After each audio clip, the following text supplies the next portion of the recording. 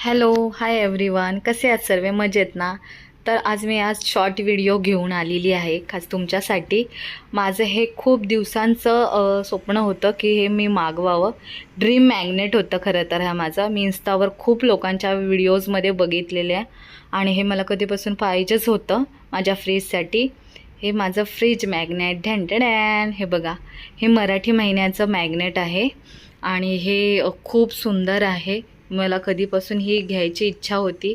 हे बघून तर मला वाटलेलं की कधी घेते. अजूनही माझं एक ड्रीम मॅग्नेट आहे, ते मला माझ्या मनासारखं मिळालं नाही आहे. ते मिळालं तर मी त्याची पण व्हिडिओ टाकीन.